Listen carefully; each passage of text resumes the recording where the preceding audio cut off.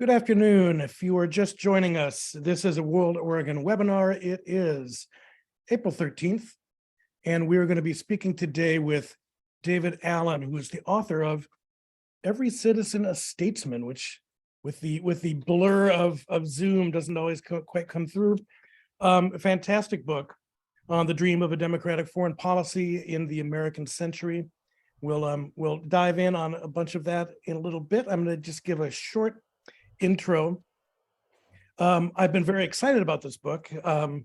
Anyone who's been to one of our programs knows that I've mentioned it quite a bit because we just completed our Great Decisions series, which we have been doing since the very beginning of Great Decisions, way back in the 50s. And highly recommend it. And throughout the program, if you feel so inclined, I would recommend purchasing the book from your local independent bookstore. I like to recommend Broadway Books, or you can go to Powell's. So with us today is David Allen. He is a historian of U.S. foreign relations and a former fellow at the Belfer Center for Science and International Affairs at Harvard's Kennedy School. He previously taught at the Jackson Institute for Global Affairs at Yale, and his research appears in the International History Review and the Journal of Cold War Studies, which is actually one of my faves. And he writes regularly on classical music for the New York Times. So David, thanks for joining us today. I think what I'll do is let you just take us down the trip a little bit of the book. What inspired you, what the big picture is, and then we can dive in for some questions and then let the audience join us in asking a few of their own. So I'm going to go off camera, and it is all yours.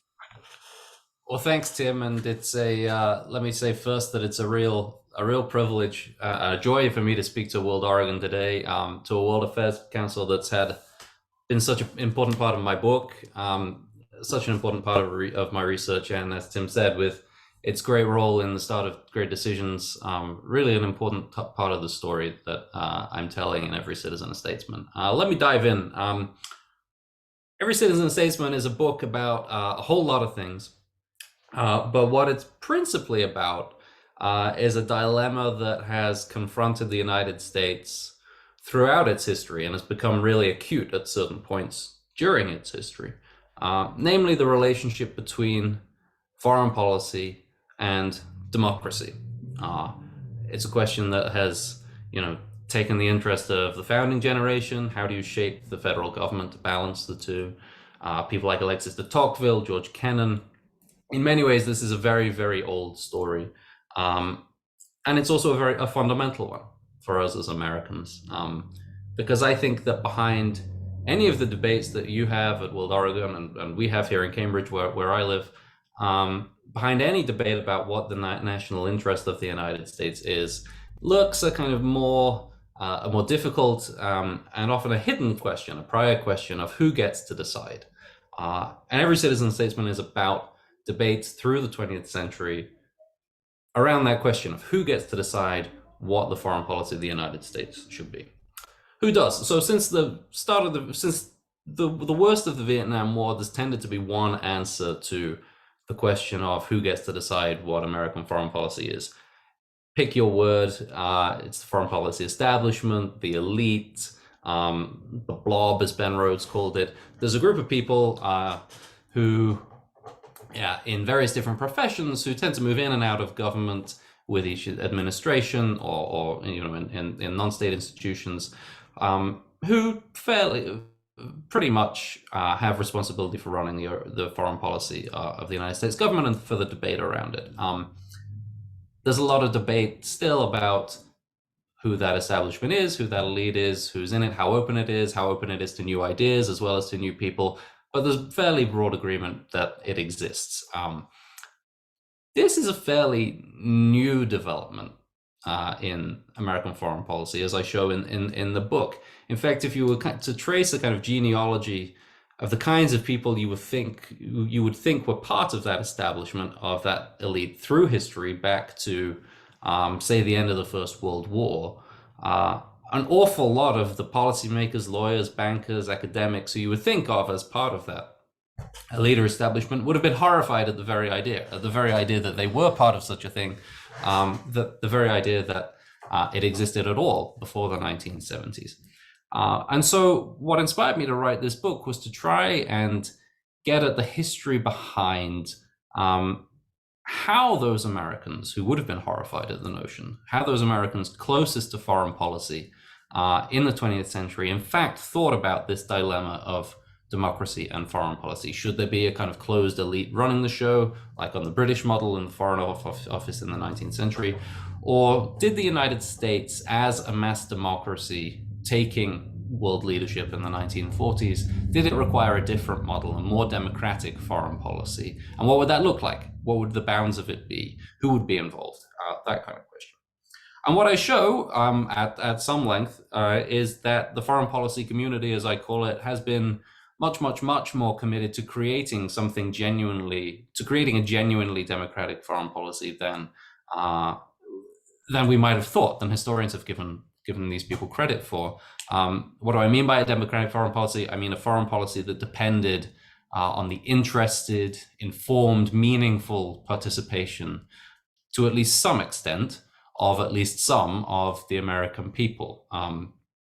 Now, that foreign policy community did that in a bunch of different ways. Primarily, it did it through voluntary associations like this one, WorldOregon, founded in 1940, amid a wave of World Affairs Council building that took place in the late 1940s, early 1950s. The book is primarily a story about an institution that still exists today in New York, the Foreign Policy Association, which for the first half of its history, in the first few decades after World War I, was the preeminent foreign policy institution in the United States. It had the involvement of secretaries of state, major philanthropists were behind it. It was in the news constantly. In fact, it pretty much defined news about foreign policy in the 20s and 30s. It was really inescapable. And so I tell a broad story through its history, what it was doing at any given time, about how the foreign policy community approached this issue of democracy. So we start in the 1920s with a look at the luncheons that the association set up in a bunch of different cities, particularly in the Northeast, and what was going with those. We move into a kind of more think tanky period in the 30s, and then in the 40s and 50s, how it promoted the World Affairs Council ideal in cities across the United States, moved beyond it with great decisions, and then in my telling at least, the 1960s is a kind of revelation of its failure to build the democratic public for foreign policy of its dreams. Why did it do this? Why did this matter? Well, for 50 years, from the 1910s to the 1960s, I would say the bulk of Americans most interested in foreign policy genuinely believed that you needed an informed, interested, meaningfully participating group of Americans to take part in deliberations about foreign policy to keep the United States safe. Because if you didn't have that, then U.S. foreign policy was rootless. It didn't have any backing it didn't necessarily have much backing in the population, and therefore it was shifting. It was tied to all kinds of shifting domestic concerns. So this was a project. They wanted to build something that would make the United States more secure, and through that, secure the peace of the world in various different ways. As I say, by the 1960s, most of the people closest to this effort to build a public, to get Americans interested in foreign policy, thought it had failed. And that failure had all kinds of ramifications. Primarily questioning the entire idea that the United States needed a democratic foreign policy, or even that it was a democracy. If the bulk of the American people weren't involved in life or death decisions about nuclear war or facing off the Soviet Union, could the United States be called a democracy at all? And those are questions that I'm looking forward to talking through with Tim over the next few minutes and answering your questions about.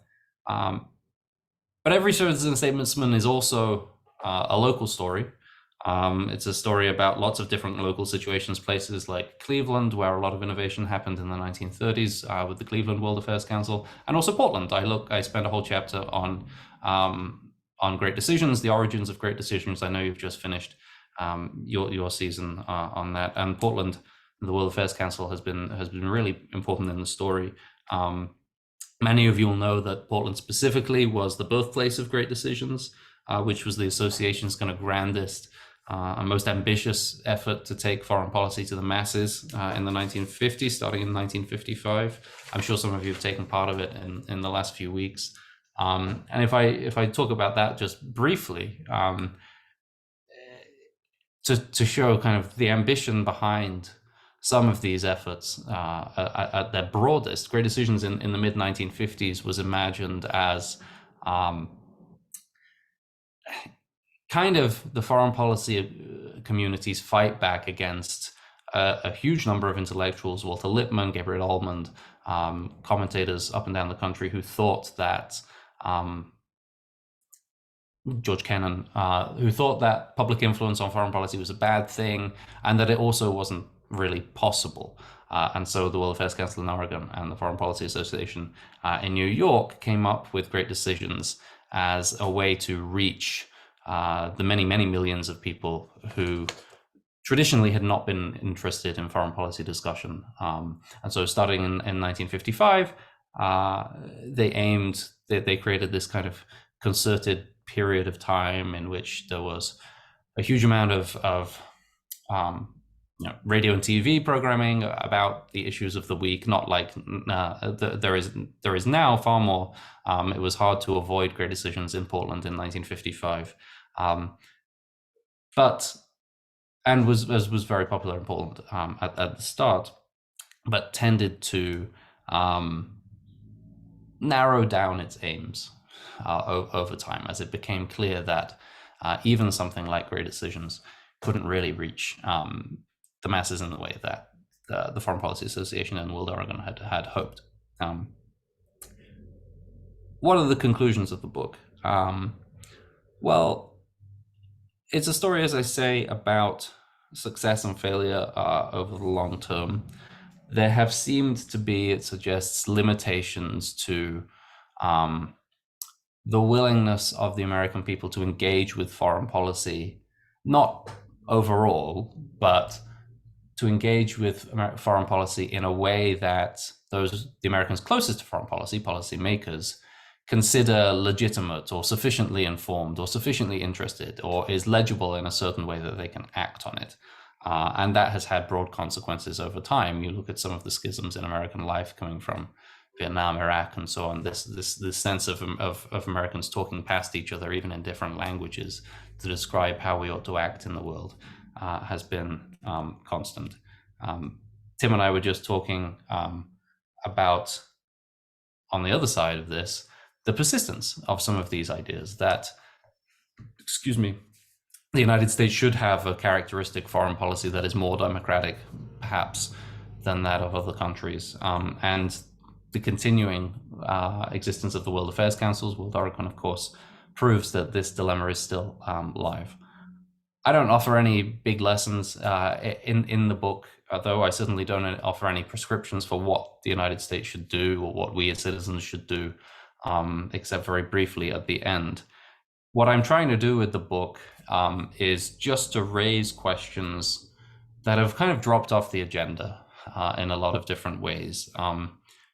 In the 1940s, the 1950s, it was perfectly common for institutions like WorldOregon and many, many others, church groups, labor unions, and so on, to have organized discussions about the role of democracy, the role of the American people in foreign policy. And that's the kind of discussion that we really just don't have anymore. It's almost impossible to do it with the strength of the national security state, a bunch of other different reasons that we can talk about. The situation is vastly different now to what it was in the 50s, and certainly the 20s before that.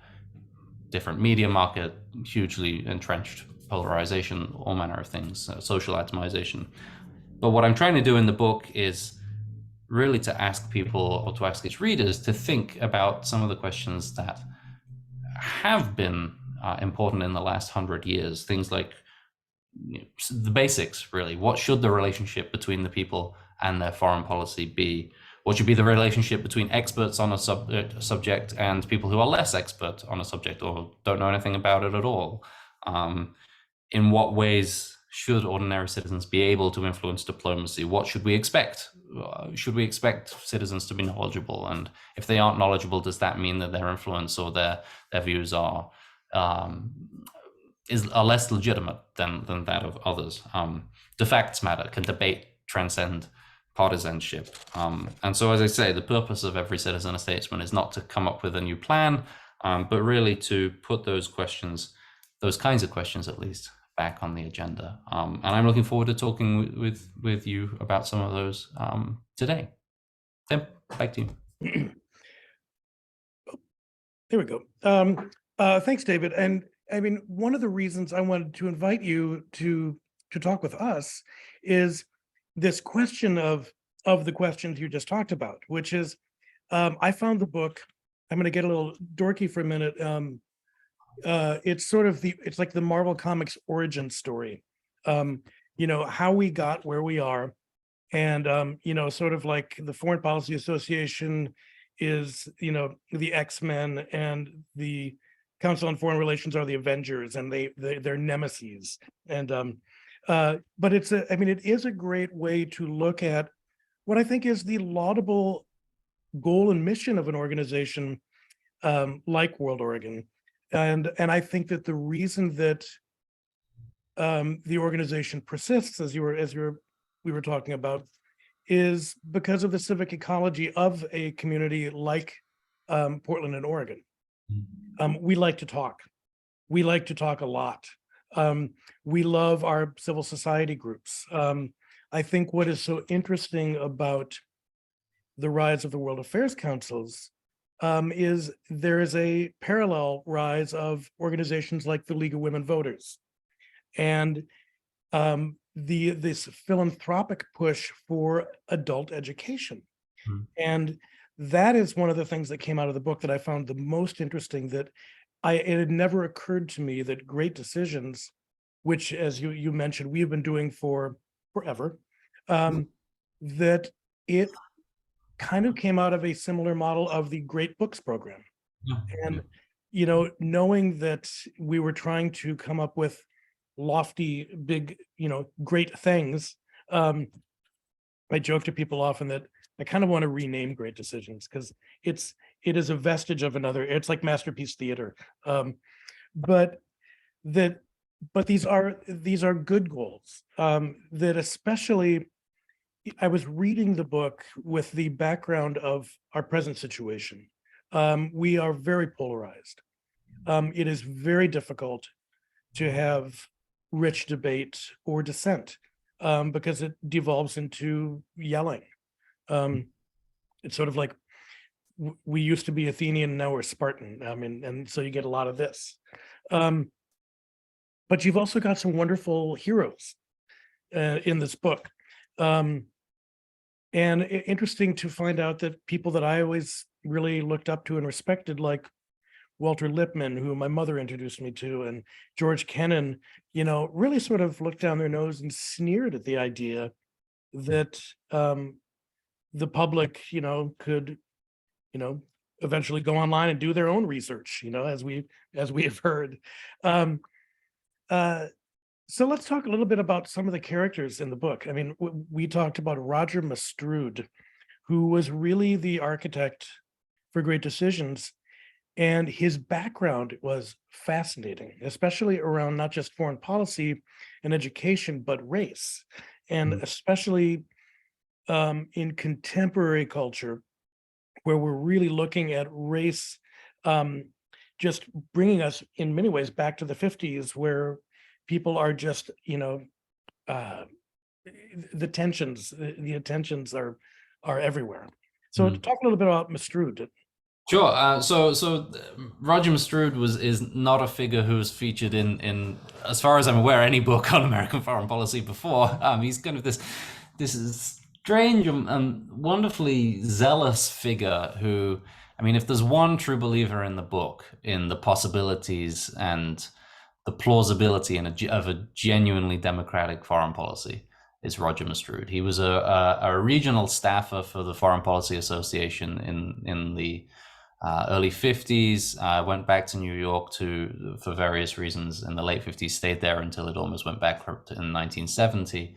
And as you say, was the intellectual brains, intellectual brains, obviously, the intellect behind Great Decisions, which incidentally was originally called Decisions. I don't know at what point they became great, but at some point they were just decisions.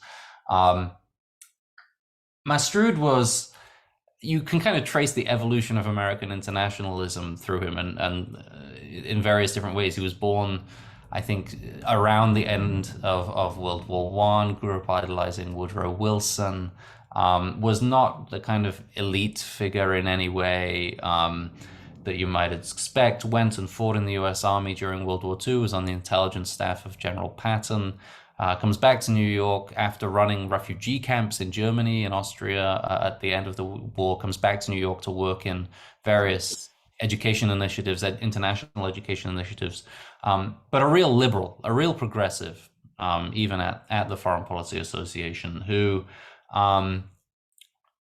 knew the difficulties of coming up with kind of nonpartisan formats, which he hoped that foreign policy would be, to take some of the political polarization out of the discussion so that you could have a reasoned debate about it, but also challenged the racial structure of it. I mean, the Foreign Policy Associations, the Council on Foreign Relations, all of these institutions over the years have had a very well documented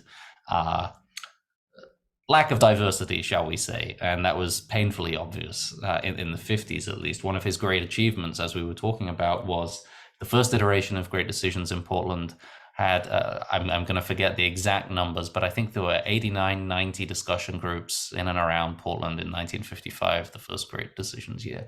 And he got one or two were fully comprised of Black Oregonians, which was a real achievement because, Black Americans had not been addressed by these kinds of institutions at all.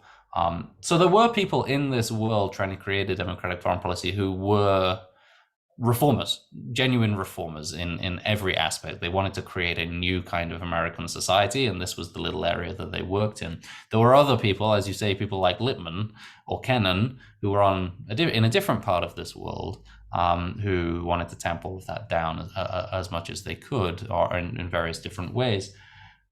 And so the thing that fascinated me in the writing of the book was the huge range of different views.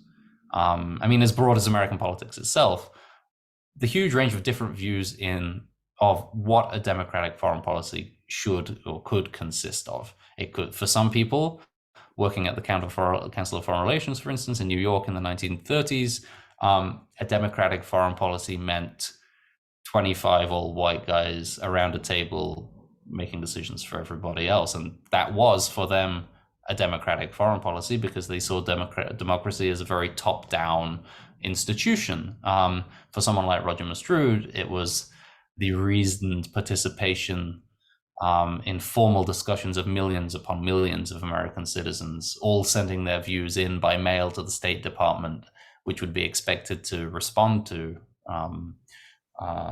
its correspondence. So that's one of the things that really interested me throughout the writing of the book. There are just the diversity of approaches from someone like Mstrude to the complete antithesis of him has been fascinating. So the role that people like the Ford Foundation played in this also had me very, very fascinated. Mm-hmm. And I'm curious how much of this was, especially in the early 50s, a reaction to things like McCarthyism, mm-hmm. And how much of this was truly, altruistic in terms of wanting to do this, and the kind of role that the Ford Foundation played in what I think they called the experimental adult education program or something like that. Right. So this one of the great discoveries of my research for this book, and it was and it came from a tip actually from someone from a director of another World Affairs Council who kind of put me onto the role that foundations had played in all this. creating a democratic foreign policy, creating the World Affairs Councils in particular, was a project that was really one of the defining projects of big philanthropy in the United States from about the 20s to the 60s. All of the richest American philanthropies at the time had a hand in this. It was first basically the whole project was bankrolled in the 20s and 30s by the Rockefeller Foundation, which was also bankrolling the League of Nations at the time, had its hand in any number of different things. Then the Carnegie Corporation, and then the Ford Foundation in the 50s, when it had more money than it knew what to do with. And was, I mean, the Ford Foundation now is one among many different foundations, a fairly wealthy one, but you know, you've got Mellon and MacArthur and all of these different places. The Ford Foundation in the 1950s was just colossal. I mean, it had absurd amounts of money, and it chose to put at least some of that into the remnants of this idea. And so in the 1950s, Great Decisions is part of Ford's broader effort to create a kind of reasoning, educated populace that would, on the one hand, refuse to be tempted by isolationism, as it was then called, and various other bogeymen, and on the other hand, would certainly not be tempted by McCarthyism or anything else. It was a project to create a kind of idealized liberal democracy in various different fields, especially in foreign policy, because that was where the dangers really lurked. And so I don't know if we can, I don't know if I can find the picture very quickly. There was a period genuinely when World Affairs Councils were portrayed as kind of the last guardian against World War III, you know. So this is one of my favorite things that I found in the archives of the Dayton World Affairs Council in Ohio, this wonderful picture posing a World Affairs Council meeting at the top here against thermonuclear detonations in the Pacific. There was, people genuinely felt that organized discussion at whatever scale could have a real impact on not just local politics, not just national politics, but international politics, you know, and that these things mattered. And that even if you couldn't trace the influence of any one decision on any particular political decision, there was a kind of compounding effect, and Ford very much had its hand in that. So yeah, you know, and we still believe that. I mean, this is right. This is why I do what I do every day. I always tell people I love the work that World Oregon does, because it's asking questions. And I think the challenge of keeping ideas safe and being able to really truly talk about what nonpartisanship means is a very it's not radical. I think it's a very, very fundamental value. But this idea that people's voices matter is very different than how the country was run. That's a very bottom-up thought. And one of the kind of villains in your book is with the Ford Foundation, and that's McGeorge Bundy. Yes. And who also seemed to look down his nose at the idea that us common folk could have any influence, or even should have any influence. Talk a little bit about him. I mean, he is kind of the Snidely Whiplash of the story. He is, and you know, I make in some ways, McGeorge Bundy he's the villain of a villain in the story. There are many villains in the story, principally the Council on Foreign Relations, but there are many villains in the story. So Bundy is less important for his role in the Kennedy administration than when he resigns as National Security Advisor and takes a job as president of the Ford Foundation, and almost immediately destroys, literally destroys the infrastructure, the funding infrastructure for World Affairs Councils and the Foreign Policy Association in just at the time when arguably they were needed more than they had been in 20 years, in 1967, 68. Bundy hated the idea of public input to foreign policy. But he was, and the way in which he conceived of the Vietnam War and prosecuted it shows that. But he was also, I argue in the book, a rarity in believing that. I mean, you think about the kinds of people who were Bundy's mentors, his friends. They were many of them at least had paid some sort of homage to the idea that that people should ultimately be guiding American foreign policy. And even Bundy comes to that conclusion eventually when he sees Henry Kissinger in action. And so I kind of work back from Bundy to show that even someone like him was outside the norm. The other big villain in the story is actually the State Department, which, you know, as you say, it's not a radical idea that to some of us at least, that talk should matter. To the State Department, it was a very radical idea. From the State Department, you know, from the 40s to today, it was a radical idea that it should have to, that the department should have to find institutional means of bringing public opinion formally into foreign policy. Because before the late 1930s, it hadn't needed to at all. I mean, the State Department didn't do anything. It had no staff. The United States had a minimal world presence, and suddenly World War II comes along. And as the joke that often surfaced in the mid-40s goes, it had to enter into diplomatic relations with the American people, because suddenly it's something ridiculous, like 80-90% of your tax dollars were going to America's world presence at the time. And there was a very brief moment when the State Department did, in the mid-1940s, come up with what it called the cooperative method of making foreign policy, where public views would formally be involved in decisions about how the United States should act in the world. But it's a very, very brief moment. It was all of it, the kind of offices that it set up to do that were terribly underfunded, and it dissipates very, very quickly. And so a lot of the programs, like Great Decisions, that were successes to some degree, did not meet the more grandiose aims of someone like a Mastroud, in part because people would write to the State Department expressing their views and they wouldn't get a reply, it just seemed like the federal government wasn't paying attention. And so although talk might matter on a social level, or, you know, we might still see value in it, I think that scared a lot of people off, or turned a lot of people off over time. Well, and I just kept coming back to the book as kind of a blueprint. I mean, because it is our founding story. It is our origin story. But it seemed that the goals in it were really good things to go back and reinvestigate.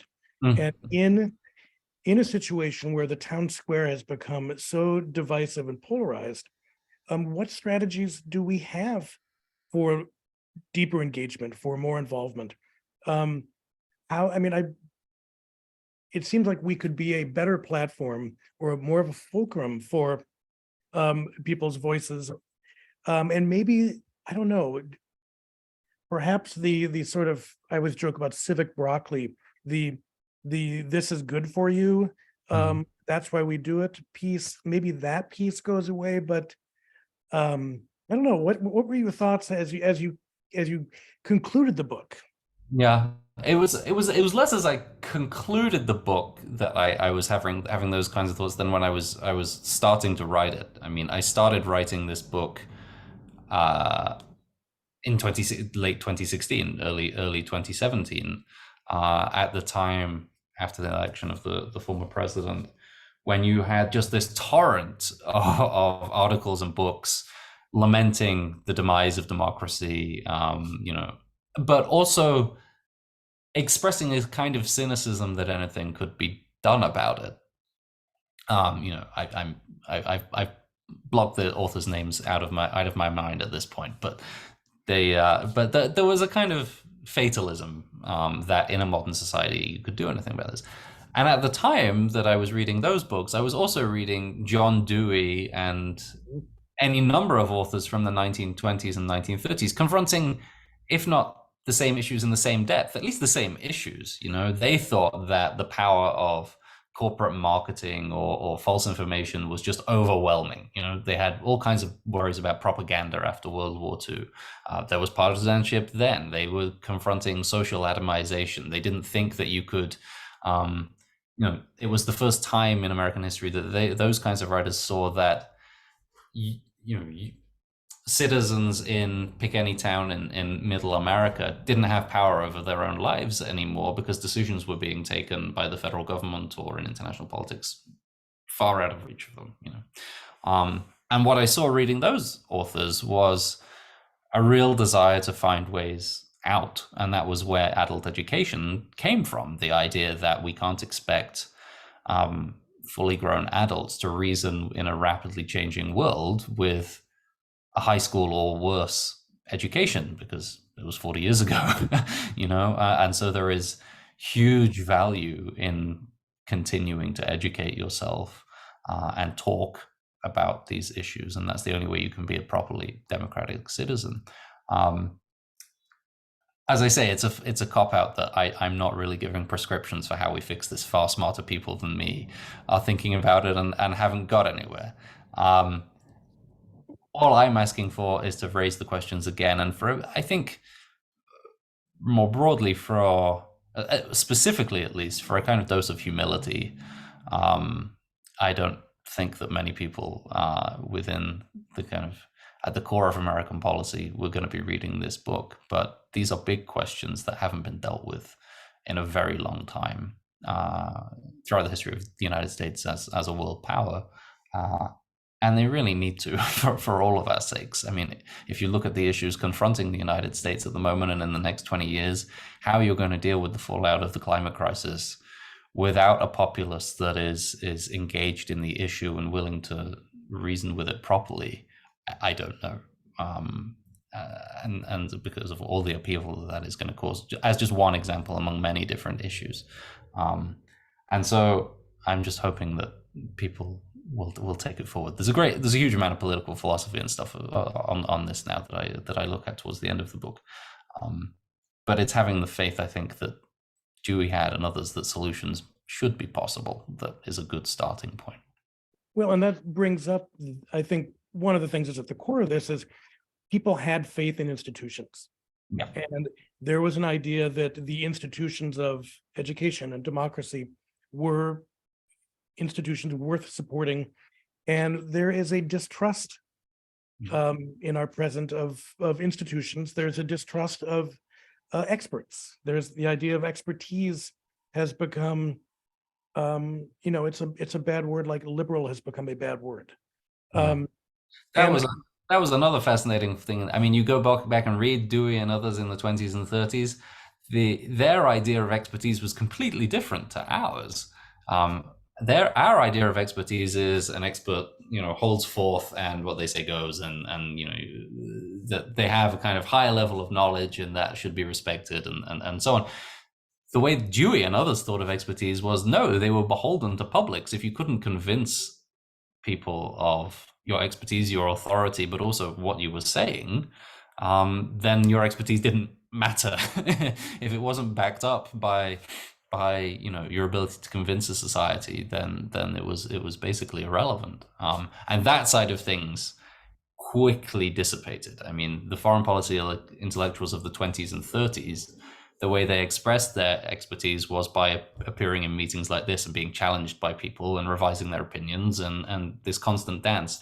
Over time, in the 40s, 50s, and 60s, that was far less necessary to have a career in foreign policy. You just went and joined the Defense Department or something like that. And expertise got walled off after 1945 from the public very, very, very quickly in all kinds of obvious ways through the rise of official secrecy and so on, and less obvious ways like career prospects.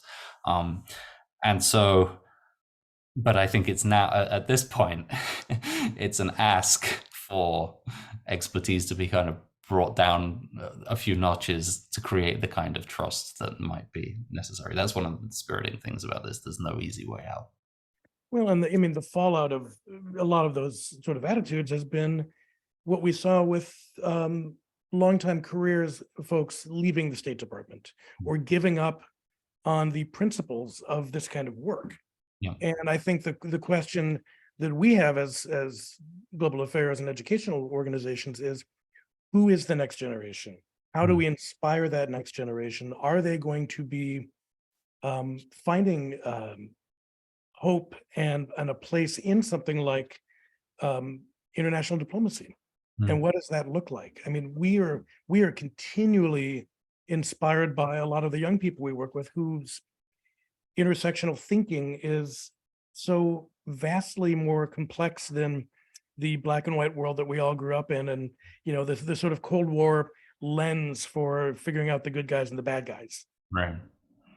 So, I mean, I guess I encourage people to read the book just to, you're a very elegant writer. And being the son of an academic, I can tell you that is a rarity. I mean, I actually read your dissertation. It's funny when you tell someone you actually read their dissertation. But the writing is very, very compelling. And I think it does say that we were founded, I mean, the pre-World Affairs Council of Oregon was founded in the 40s, but we were founded out of, I think, a very sincere wish to engage more people, to counter that isolationism, to really put exceptionalism under a microscope. And as I said, Portland puts they put such a premium on discussion. I mean, one of my favorite moments in your book was talking about the Great Decisions group in Klamath Falls. And I believe it was a farm implement salesman who did a local radio broadcast out of his barn. And I can't remember who the character, but it's like, you couldn't invent this. I mean, it was like a school janitor and a teacher, and it was just, and they're sitting there getting together and talking about what we should do about China or Vietnam. Yeah, it's fascinating. I have to thank a TV producer in the 1960s for finding that. It came from an NBC film, I think. But yes, and that was incredibly. I mean, watching that show about great decisions that was on national TV was kind of moving to see that in action. I would say that also the Portland World Affairs Council, as it was, the Oregon World Affairs Council as it was then, was kind of unique. I mean, in many ways, it fit a pattern. Most World Affairs Councils were founded by on a kind of alliance between the women's movement, the League of Women Voters, which had incredible organizational know-how, and male foreign policy intellectuals. And that was definitely what happened in Portland. But the characters are incredible. I mean, your founder, Frank Monk, who a Czechoslovak politician, true believer in the League of Nations, kind of socialist. Most emigres who come over to the United States in the 1940s, 1950s to lecture the Americans on public opinion, which was a lot of them. I mean, Morgenthau and Hans Morgenthau and plenty others. Counsel despair, essentially. Foreign policy cannot be subjected to public opinion because you end up at Nazism and Hitler and genocide. Frank Monk thought the complete opposite. The only way to save mankind from that kind of debacle again was to have people genuinely interested and genuinely talking and really making their influence heard, not on a shallow level, but deeply. And so he was the kind of intellectual figure, and that's what made Portland so attractive to the FBA to start Great Decisions, because he was able to put the intellectual basis for discussion so succinctly. I mean, you find him writing these columns as Great Decisions is getting going in 1955, bashing Walter Lippmann over the head, saying Lippmann's just written a book saying that the mass can't govern. There's no point listening to people. And Monk is pointing to Great Decisions groups and saying, look what we can do, so. Well, and interestingly, I think I mentioned this to you, that Frank Monk's son, Michael, was a historian, and he ended up writing about radical labor history. So he went even a step further. I mean, like he clearly was sort of rebelling against the father with more radicalism. He wrote the Red Guide to Portland, which was this incredibly well researched book that looks at Emma Goldman and all these people, all these characters that came through Portland's past, and labor movements and strikes. And so it's interesting how each generation, finds some way to engage that voice. And that's kind of what I wanted people to know about this book. It is good to remind ourselves who we are and how we got here. And I think that there's always the question for a nonprofit organization, and especially one like ours, that is involved in this idea of stuff that's often out there, is relevance. What is our relevance? What is our urgency? What is our role? What is our public benefit? And I think that we're in a time of really needing to ask ourselves, good hard questions. And because the world is not getting any easier, and we all have a role to play. And I think that is at the heart of even the title of your book, which is sort of like, we had Samantha Power right before the pandemic, and her book on the education of an idealist, and that question of what can one person do? So we've got a little bit of time. If we've got questions from anyone who is in the audience, you could slide them my way through the Q&A function on the screen. Otherwise, I encourage anyone to pick up a copy of this. Probably books, Powell's, places like that. And it's a good read. And it will make you think a little bit, especially if you're a longtime supporter of World Oregon, that this has been a long road, and that in many ways we are still doing what we said we wanted to do in 1950 when we incorporated. And so I think that you wrapped up, I think, I use the word elegant, but a very elegant and well-researched story that I think we can still benefit from. That was the aim, at least. Yeah. But you said that you are now retired from foreign policy history. I know. It's hard. I'm a former academic at this point. Maybe there's another book in me. I don't know. This one was quite tiring. Well, for anyone who is in the audience, I also encourage you to read David's writing in the New York Times. He is a very cogent classical music critic. Being a former music journalist myself, I always appreciate someone who can do that and really tell a story. So if we have no questions for David, I just want to thank you for joining us today. And I hope all is well. I understand you're going to speak for the World Affairs Councils of America's Leadership Summit in June, and they are excited about that. And hopefully you can shake things up a little bit for them too. I'll try. We'll see how that goes. I'm talking to a few World Affairs Councils, I think. So I hope there's interest there. Okay. Thank you so much for having me, Tim. Yes, thank you. And for the audience, thanks for tuning in, and we will talk to you soon. Bye, everyone.